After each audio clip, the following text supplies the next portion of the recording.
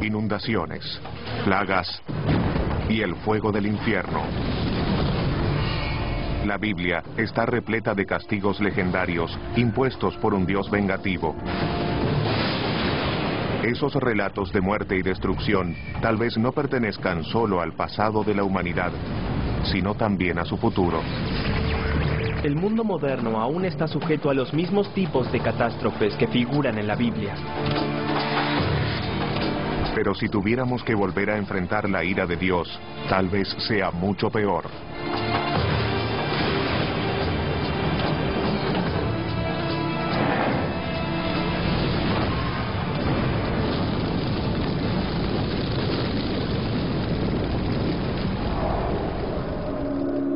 Imaginen que a la tierra la transformara una tormenta de castigo.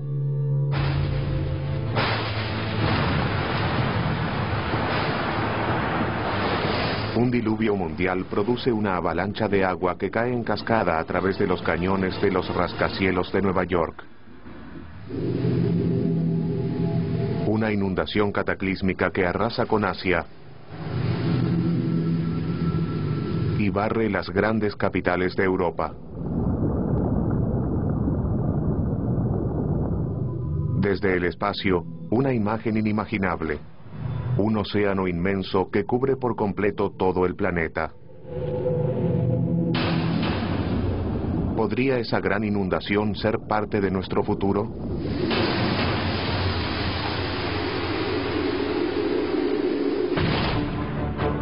Las páginas de la Biblia están llenas de catástrofes. Un análisis más profundo revela una gran cantidad de catástrofes naturales que podrían haber inspirado los relatos bíblicos y que aún en el presente constituyen algunas de las amenazas más grandes a las que debemos enfrentarnos. La pregunta sigue siendo si volverán a producirse y cuándo lo harán.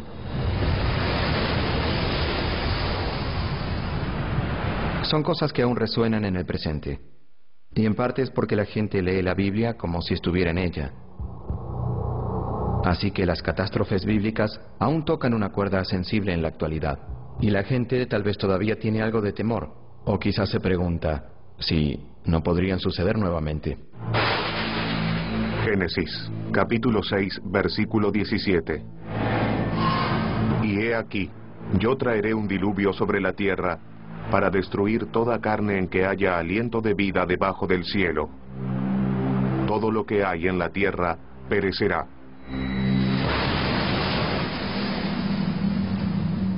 En el Génesis, el primer libro de la Biblia, Dios crea todo el universo en 6 días y lo destruye al cabo de 10 páginas.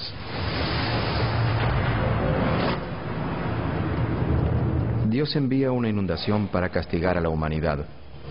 No solo por haberse vuelto corrupta, sino también malvada. Y básicamente comienza todo de nuevo. Quiere deshacerse de todos, barrer a los humanos de raíz.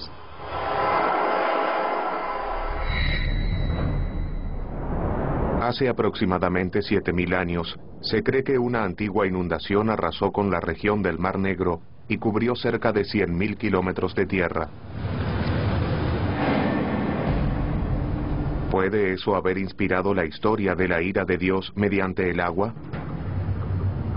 El Mar Negro se encuentra al norte de Turquía y se conecta con el Mediterráneo a través de un angosto canal de agua llamado Estrecho de Bósforo.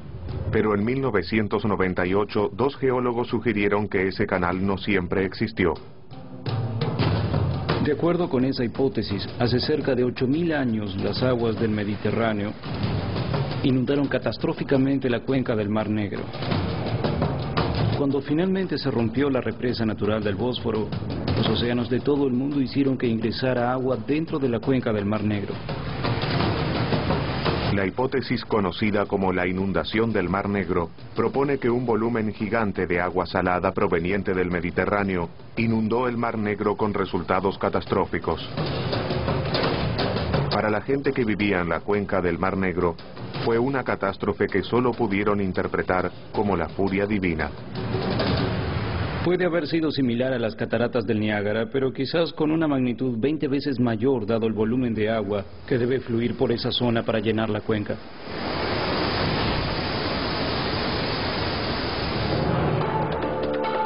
En En 2000, el oceanógrafo Dwight Coleman y su equipo comenzaron a investigar el fondo del Mar Negro en busca de evidencia de la inundación.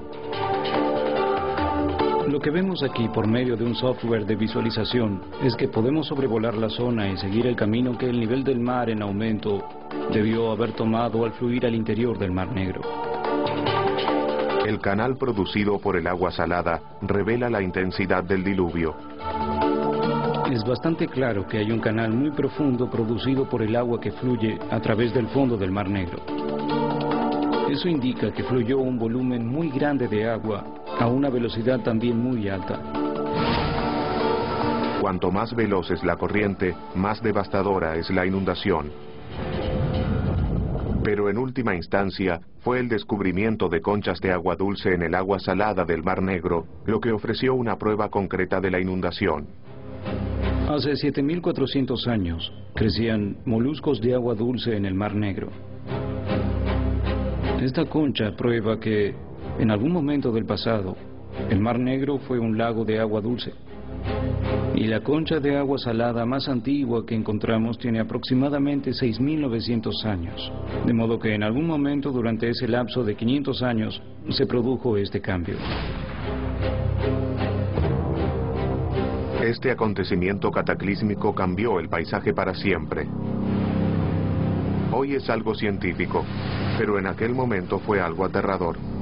Pensamos que había tal vez miles de personas que vivían a orillas del Mar Negro en el momento de la inundación. Y toda esa gente se vio desplazada como resultado de ella. Para los agricultores primitivos que vivían a orillas del Mar Negro, antes de eso debe haber sido un espectáculo increíble. Les habrá parecido una inundación a escala mundial. Pero, ¿qué pudo hacer que las aguas del Mediterráneo subieran tan alto como para inundar el Mar Negro de agua dulce? Los científicos suponen que todo comenzó durante la última era de hielo. El mundo era muy diferente durante la última era de hielo. Había una capa de hielo como la de Groenlandia de unos 3 kilómetros de espesor, que llegaba tan al sur como Chicago y Nueva York, y se extendía a lo ancho del continente. Eso es mucho hielo. Pero hace unos 11.500 años, la Tierra comenzó a calentarse y los cielos derretidos necesitaban un lugar a donde ir. Obviamente perdimos esa capa de hielo de Laurentine. Se derritió por completo. Toda esa agua fue a parar al océano y los océanos se elevaron unos cientos de metros. La masa de tierra que separaba al Mediterráneo del Mar Negro no pudo contener el agua excedente. Cuando se desató la presión, se transformó el mundo. Y ese suceso que cambió el mundo podría ocurrir nuevamente. Nuestros cambios climáticos se producen en un instante geológico. Las capas de hielo se derriten rápidamente. Las medimos con satélites que calculan la masa que pierden las enormes capas de hielo de Groenlandia y la Antártida. Y esas pérdidas de hielo parecen producirse cada vez más rápido. El hielo derretido podría hacer que los niveles del mar se eleven drásticamente una vez más. Recordemos que con solo 1 metro de elevación en el nivel del mar, habría alrededor de 100 millones de evacuados en las zonas costeras, lo cual alteraría no solo el lugar en el que vive la gente, sino también el curso de las civilizaciones y las sociedades. Los expertos creen que una pérdida completa de las capas de hielo, tanto de Groenlandia como de la Antártida, elevaría el nivel del mar más de 60 metros. No existe fuerza natural que pueda derretir esa masa de la noche a la mañana. Pero si estas capas desaparecieran, nuestro planeta se convertiría en un auténtico mundo acuático.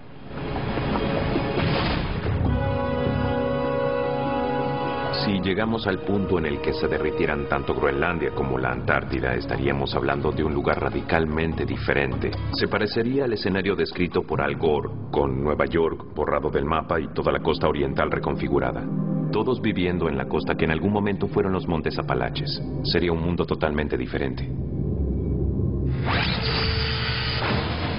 La Biblia dice que luego del diluvio universal, Dios prometió no arrasar nunca más con la vida en la tierra. Pero hoy en día, con una variedad de desastres cataclísmicos al acecho, no podemos estar seguros de que no volverá a suceder de un modo u otro.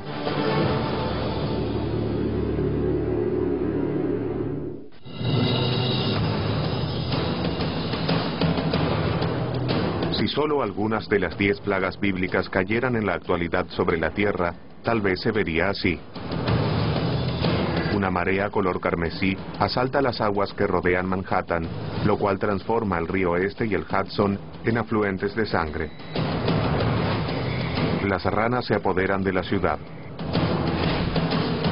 En lo alto, una nube densa y negra se cierne sobre los edificios. Enormes enjambres de langostas vuelan por la ciudad para devorar todo lo que puedan.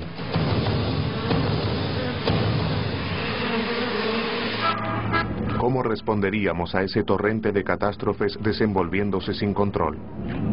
El mundo moderno sigue sujeto a los mismos tipos de catástrofes que figuran en la Biblia. Aún tenemos plagas, terremotos y toda clase de tormentas enormes. Y todavía alteran mucho nuestra forma de vida. Pero si de repente un cataclismo tras otro bombardeara hoy el planeta que conocemos, es difícil imaginar cómo lo resistiríamos.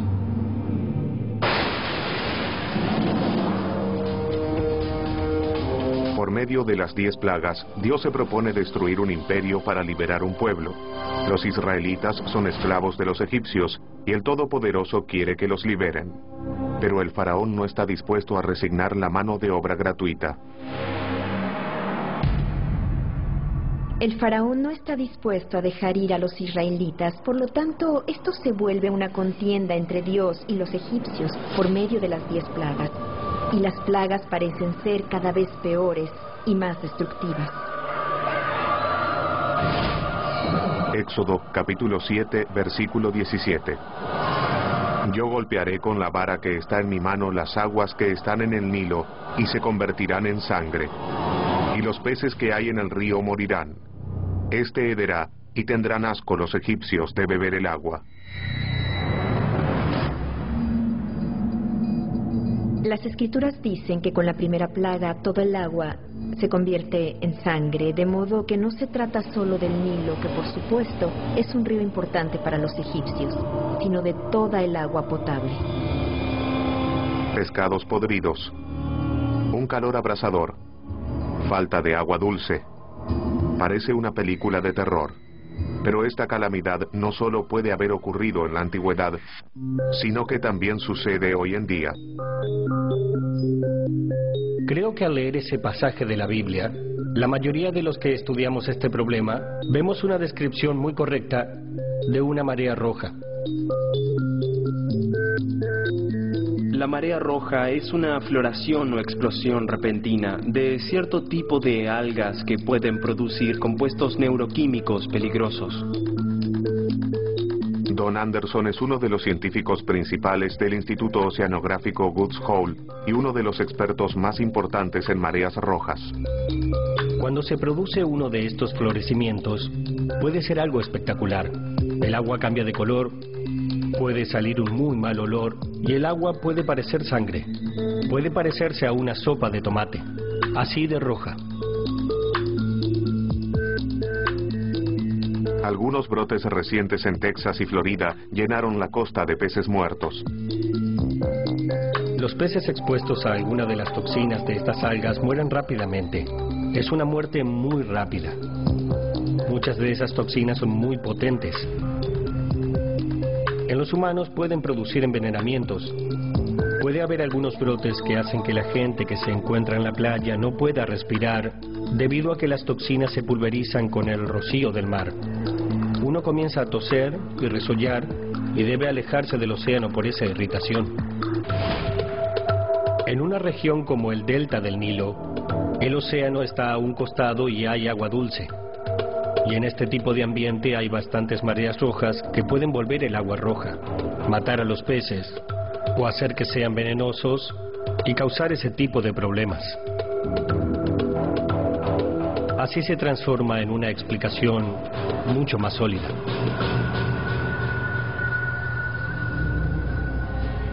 Una marea roja desencadena varios efectos dominó y podría servir de explicación para la segunda plaga bíblica de ranas.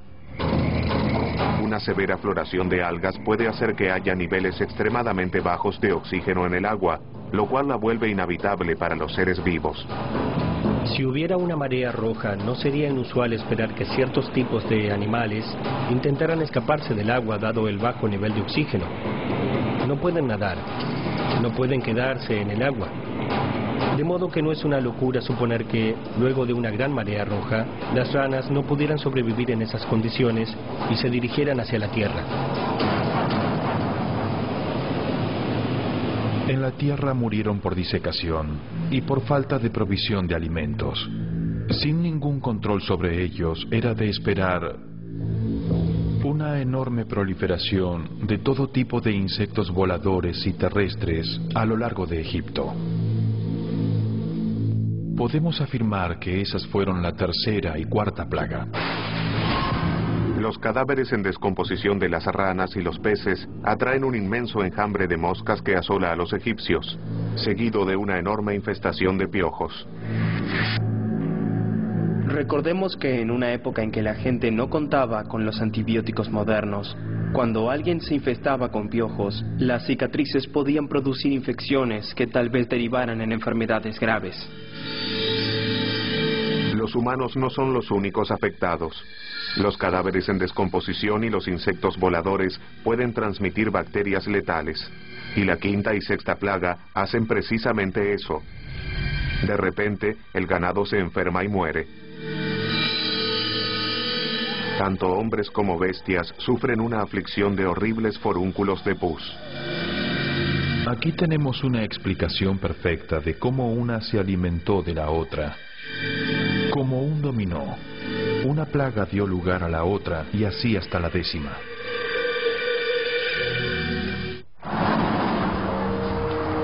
Hoy los antibióticos hacen que las enfermedades bacteriales se traten fácilmente. Pero los virus no tienen una cura tan rápida. Y como en los tiempos bíblicos, el ganado se encuentra expuesto a epidemias mortíferas. Puede tratarse del virus de la gripe que antes vivía en las aves, los cerdos u otros tipos de animales. Algunos de ellos evolucionaron y de repente pueden vivir también dentro de receptores humanos. Los recientes brotes de gripe aviar y porcina son advertencias que los humanos no deben pasar por alto. Algunos expertos en epidemias piensan que es casi inevitable que en algún momento vuelva a producirse algún tipo de gripe aviar y que ésta evolucione hasta radicarse en las personas, en los seres humanos. Que se transmita mucho más fácilmente y que sea más o menos letal.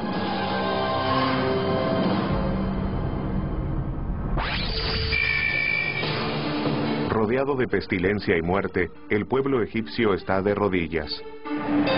Pero aún así el faraón permanece inmutable. Con 4 plagas aún por llegar, el espiral de devastación está lejos de acabarse. Para los egipcios, todo el imperio está expuesto. Pero hoy en día, todo el planeta podría estar en peligro. Es probable que, en muchos casos, un desastre muy severo desate las posibilidades u ocasione desastres aún peores. La pregunta es, ¿estamos preparados para las 10 plagas en el presente? Creo que si se juntan las 10 plagas, son capaces de destruir toda una cultura. Podrían sepultarla bajo el agua.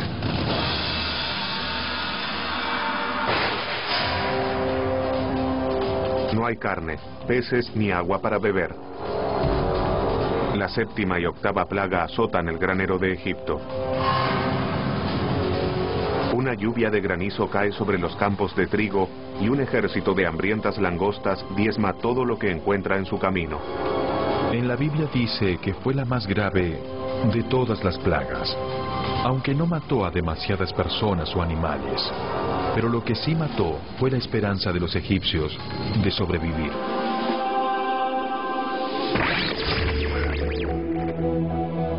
nuestros graneros se encuentran amenazados por las temperaturas en aumento que causan más sequías y tormentas más intensas. Es muy difícil especificar cuáles serán los problemas que enfrentará la humanidad a raíz del aumento de las temperaturas. Pero lo que sí podemos decir es que el clima se volverá mucho más extraño. La agricultura lo pasará mucho peor. Y estaremos en presencia de un mundo con más gente. Si sumamos todo eso, tendremos una imagen bastante sombría. De cualquier modo, serán malas noticias para las cosechas y los agricultores. Un planeta más caliente también podría producir una plaga moderna. Creo que la sorpresa principal que traerá aparejada el calentamiento global es un aumento de plagas. El escarabajo de la corteza está asolando los bosques de Canadá. Vemos un aumento de la cantidad de mosquitos con todas las enfermedades que acarrean, como la malaria y la fiebre del dengue. Son cosas que relacionamos con los países en vías de desarrollo, pero con el calentamiento global, la esfera en que pueden vivir esos mosquitos se expande.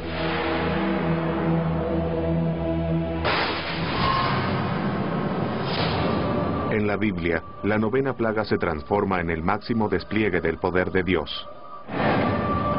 El descenso de una oscuridad total sobre Egipto. Imaginen la ansiedad que sentirían. Tal vez el sol nunca regrese. ¿Qué es lo que pasará ahora?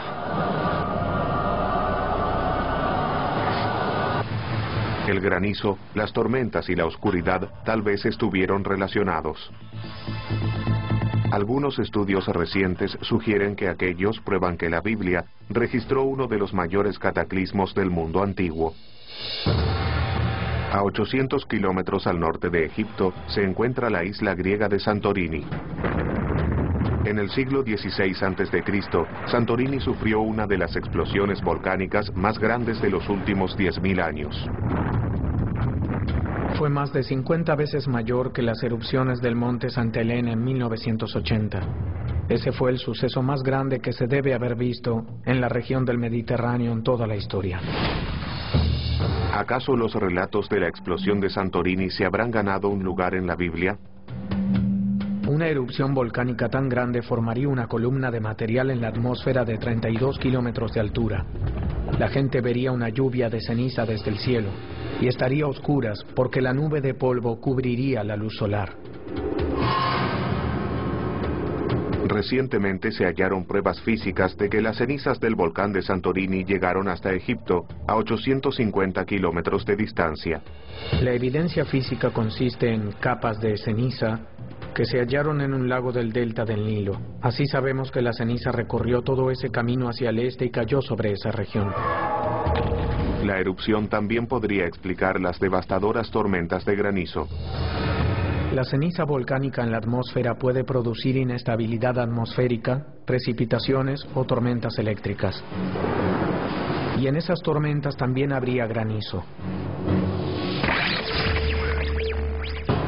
En la actualidad, uno de los famosos parques norteamericanos es una bomba de tiempo volcánica con 100 veces más poder explosivo que el de Santorini.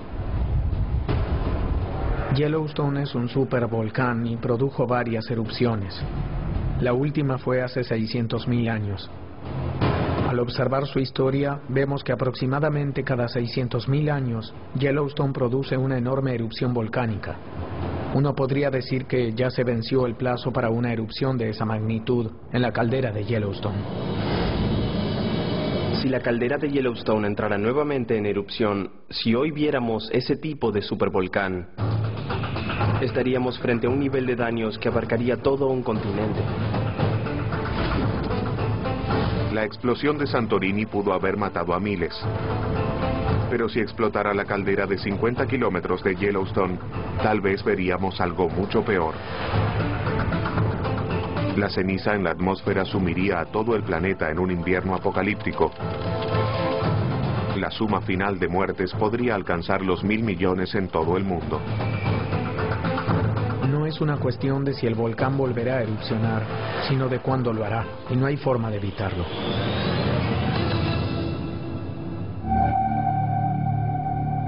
En la Biblia, lo que finalmente persuade al faraón de liberar a los israelitas no es la ruina de su imperio, sino la muerte de su hijo primogénito.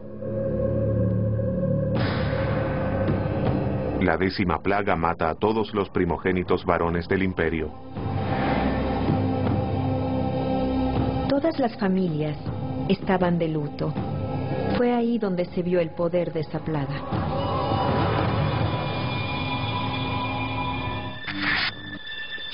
Incluso esto puede haber sido el resultado de las plagas anteriores. Las lluvias de granizo y las langostas que destruyeron las cosechas tal vez obligaron a los egipcios a recurrir a los granos almacenados. Pero los granos pueden producir toxinas y humus letales cuando se almacenan bajo tierra. El humus produjo un agente químico muy poderoso, una molécula biológicamente activa que tiene el nombre de micotoxina. Esas micotoxinas en cantidades mínimas, es decir, unas pocas moléculas, pueden matar humanos y animales bastante rápido. Y por lo general era a los primogénitos a quienes se alimentaba más. Había una tradición según la cual el mayor recibía porciones dobles, así que ingirieron mayor cantidad que los otros hijos. Esa fue la razón por la que ellos murieron.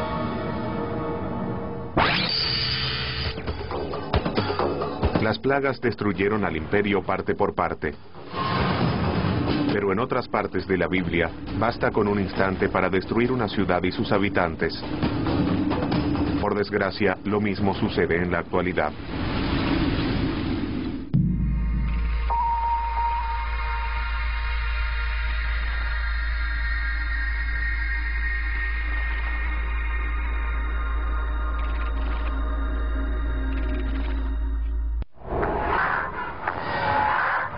Una ciudad regida por el dinero, en la que abundan los buenos momentos y la gente bella vive cada día como si fuera el último. Ahora, imaginen que una sombra oscura desciende sobre los ángeles.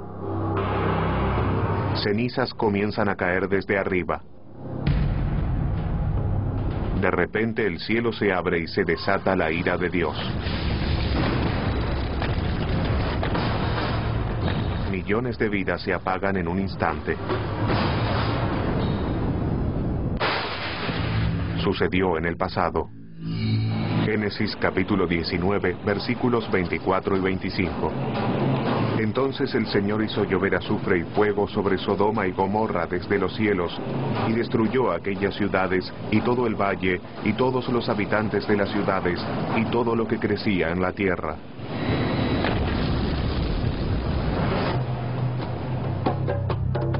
Muchos intentaron ubicar estas famosas ciudades de pecado en un mapa. En los años 70, unos arqueólogos excavaron en la actual Jordania y descubrieron dos ciudades abandonadas que pueden haber inspirado el relato bíblico. Alrededor de 1979, los arqueólogos sugirieron muy tentativamente que si hubiera una pizca de veracidad histórica en el relato de Sodoma y Gomorra, quizás sería en las ruinas de Bab Edra y en las ruinas de Numeira donde habría comenzado todo. La ciudad amurallada de Bab Edra en un momento se encontraba en una gran colina sobre la llanura del Mar Muerto. Todo lo que queda hoy son escombros. Pero el cementerio de la ciudad revela su importancia.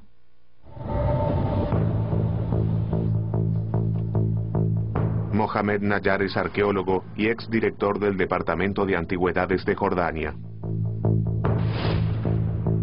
El cementerio de Bab Edra es enorme y no se excavaron todas las tumbas. Pero los investigadores llegaron a la conclusión de que hay en ese lugar al menos 20.000 sepulturas. Incluso hoy, el paisaje está repleto de huesos humanos. Estos enormes cementerios son indicadores del tamaño de la población de la zona.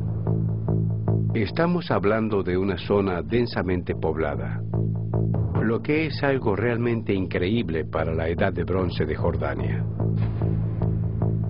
Bab Edra parece haber sido una ciudad bastante grande, probablemente con un par de miles de habitantes. En apariencia, Bab Edra fue una ciudad bastante importante en su época. Una próspera civilización vivió aquí durante más de 600 años. Pero alrededor de 2350 a.C., la puerta de la ciudad se cerró apresuradamente y esta quedó misteriosa y completamente abandonada. Nadie sabe por qué. A solo 13 kilómetros de allí, la ciudad de Numeira también presenta evidencia de un abandono repentino. Pero aquí, el motivo de la salida apresurada es claro. Vemos alrededor de 60 centímetros de depósitos de ceniza, incluyendo algunas superficies producidas por el fuego. Y sabemos que esta densa capa de ceniza no pudo haberse producido por el uso doméstico del fuego. Probablemente haya sido un gran incendio. Al lado de la torre de la fortificación de la ciudad, los arqueólogos hallaron más pruebas de la catástrofe. Restos humanos sin enterrar. Aquí estamos al lado de la torre. Se encontraron los esqueletos en esta zona y creemos que, al colapsar, la torre aplastó a esta gente. Quedaron cubiertos por escombros. Los huesos gravemente aplastados revelan la posible causa del incendio. Los antropólogos físicos examinaron los huesos. La conclusión fue que los terremotos aplastaron a esta gente. Hace 4500 años, un terremoto devastador arrasó con Numeira. Las paredes y la torre de la fortificación colapsaron y se desató un enorme incendio. Ese no fue el primero ni el último de los terremotos que aterrorizaron a los pueblos que vivían al costado del Mar Muerto. A diario, en esta zona, se producen pequeños terremotos y cerca de una vez por siglo ocurre uno grande. El motivo por el cual esta zona es tan inestable en términos geológicos es que yace sobre una grieta entre dos placas tectónicas, es decir, dos grandes porciones de corteza terrestre. En el Mar Muerto, no es necesario buscar demasiado para incluir en la historia el fuego del infierno. En la frase "el fuego del infierno", la parte del fuego es evidente. La parte del infierno aparece por el azufre, de modo que los que van juntos son el fuego y el azufre.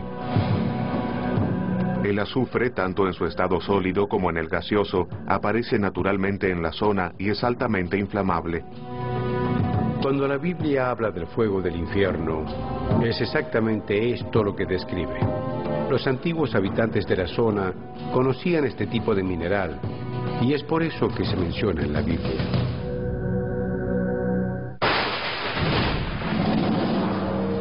Hoy en día nuestras propias catástrofes podrían inspirar una nueva serie de leyendas escritas. Y si las predicciones son correctas, algunas ciudades de California tendrán mucho que escribir.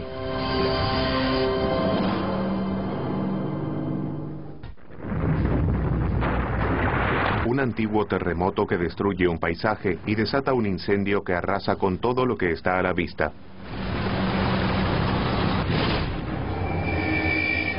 Dos ciudades yacen en ruinas.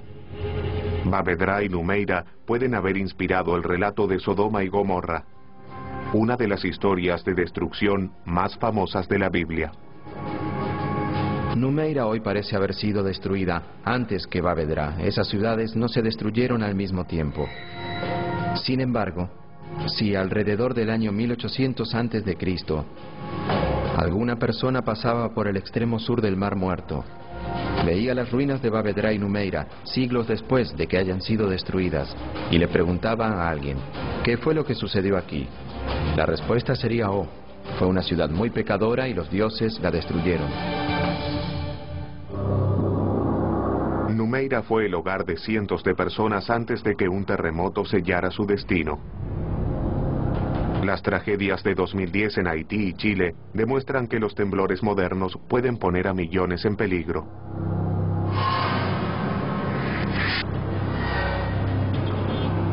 Dado que en el mundo de hoy tenemos centros urbanos mucho más densamente poblados que los de la antigüedad, la escala de devastación sería casi inimaginable y excedería por mucho cualquier cosa que pudiera haber sucedido en los tiempos bíblicos. La costa oeste de Estados Unidos debe prestar atención a las advertencias del pasado y del presente. Como en la región del Mar Muerto, la costa de California se encuentra sobre una falla que separa dos enormes placas tectónicas. La falla de San Andrés es una de las más activas en todo el mundo. Atraviesa San Diego, Los Ángeles y San Francisco. Ambas placas están en movimiento. La presión se acumula a medida que estas placas rozan una con otra, y en ocasiones esa fuerza se libera repentinamente en forma de un espectacular terremoto. Existe un 99% de probabilidades de que en los próximos 30 años, un terremoto de al menos 6.7 en la escala de Richter azote California. Los geólogos concuerdan en que el sur de California, con la famosa ciudad de Los Ángeles, corre el mayor peligro. El sur de California es una de las zonas más pobladas que hay en este país. De hecho, es la segunda zona más poblada. Alberga a más de 24 millones de personas. El plazo calculado para que se produjera un inmenso temblor en esa región se venció hace aproximadamente 150 años, y los resultados del próximo terremoto podrían ser desastrosos. Tenemos una enorme infraestructura de energía. La luz y el agua están en constante flujo por nuestras ciudades. Por ejemplo, un terremoto importante que rompiera las tuberías de gas y de agua, de repente produciría enormes incendios e inundaciones que atravesarían las ciudades. Sigue siendo difícil predecir un terremoto e imposible impedirlo. Lo único que California puede hacer es esperar. Terremotos, supervolcanes, mega inundaciones. Si alguna de estas aterradoras catástrofes fuera a destruir el planeta, tal vez pensaríamos que nuestros días están contados. El último libro de la Biblia podría decirnos qué esperar. De verdad, es muy difícil interpretar el libro del Apocalipsis. ¿Se trata de un sueño? ¿Se trata de algo real? ¿De qué se trata? El Apocalipsis es una profecía aterradora que hace que otras catástrofes bíblicas parezcan un paseo por el parque. Sobre las olas de esos horrores se encuentran los 4 jinetes del Apocalipsis. La guerra, la hambruna, la pestilencia y la muerte asolan la tierra. Reina la oscuridad. Incluso las estrellas caen del cielo. Y es esa parte de la profecía lo que los astrofísicos sugieren que tomemos en serio. En muchas religiones se habla de la caída de las estrellas del cielo. Quizá el único acontecimiento capaz de destruir toda la vida sobre la Tierra, esencial e instantáneamente, provenga del espacio exterior. Nuestro golpe final podría provenir del cielo. Literalmente.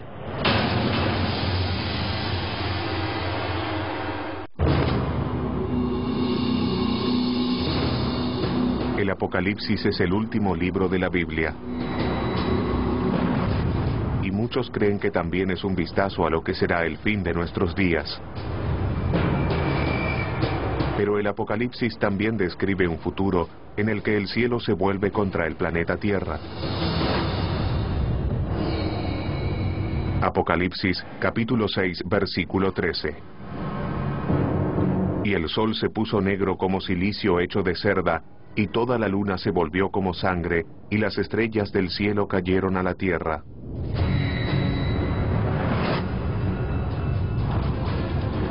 Hoy en día, este pasaje conjura un gran número de amenazas reales.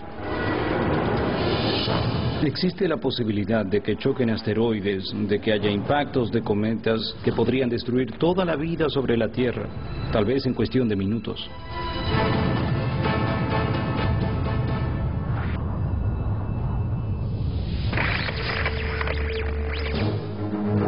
Podríamos enfrentar el mismo destino que los dinosaurios. Hace 65 millones de años, un asteroide de 10 kilómetros de ancho chocó contra la península de Yucatán de México e hizo que se extinguieran.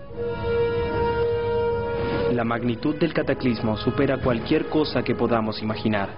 Como resultado, ese gigante evento de extinción fue tan grave que parece haber acabado con aproximadamente la mitad de las especies de vida en la Tierra.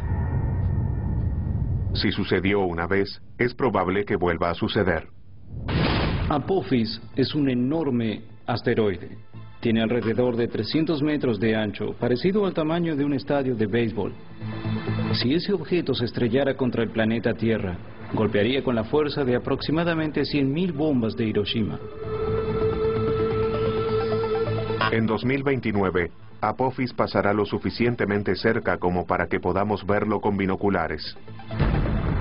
El asteroide estará a unos 29.000 kilómetros, una distancia más cercana que la de algunos de nuestros satélites. En función de cómo circunde la Tierra, pasará nuevamente en 2036. Y en ese momento no sabemos si chocará o no. Los cálculos de probabilidades recientes indican que la probabilidad de un impacto puede ser de 1 en 100.000.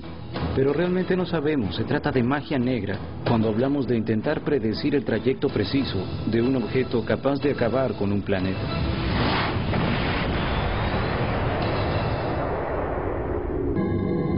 Otras amenazas del espacio exterior podrían poner en peligro no solo la vida en la Tierra, sino el mismísimo planeta Tierra. Algo que podría arrasar con la vida sobre el planeta Tierra es una explosión de rayos gamma. No sabríamos que se dirige hacia aquí, porque la radiación de esas explosiones viaja a la velocidad de la luz. Un día podrías estar lavando la ropa o vistiéndote, mirarías al cielo y verías unas bolas de fuego yendo hacia ti. Ni sabrías qué sucedió. No te daría advertencias de ningún tipo. Desde las primeras páginas del Génesis hasta el final del Apocalipsis, la Biblia expone un listado desalentador de potenciales sentencias de muerte para la humanidad. Pero aunque esquiváramos todas esas balas sobrenaturales, quedaría una que no podríamos evitar. La Biblia dice, polvo eres y al polvo volverás. Los físicos decimos, venimos del polvo de estrellas y al polvo de estrellas volveremos. Dentro de 5.000 millones de años tendremos el último día agradable. Luego de eso el sol comenzará a expandirse enormemente y se volverá un gigante rojo. El cielo se prenderá fuego. Uno mirará de horizonte a horizonte y verá que el sol ocupará todo el cielo. Tal vez debamos construir nuestra propia arca espacial, partir hacia otros refugios, una especie de monte Ararat de un planeta en otro sistema solar. Esa sí que es una ambición. Cada edad de la humanidad deberá enfrentar un aluvión de catástrofes. Pero la búsqueda bíblica de una explicación en presencia de la tragedia es un deseo universal. Es algo que compartimos con nuestros ancestros y compartiremos con nuestros descendientes. Son temas recurrentes y que resuenan en la conciencia de todo ser humano, e incluso en sus temores. Son temas que se remontan al miedo original, el miedo al más allá, a qué sucederá luego de la muerte. De modo que, incluso con toda nuestra perspicacia científica de hoy en día, aún somos algo religiosos con respecto a algunas cosas. Nadie puede predecir qué nos espera. Pero tarde o temprano se añadirán nuevas historias de catástrofes a las viejas, a medida que las futuras generaciones se enfrenten a fuerzas que están más allá del control de la humanidad.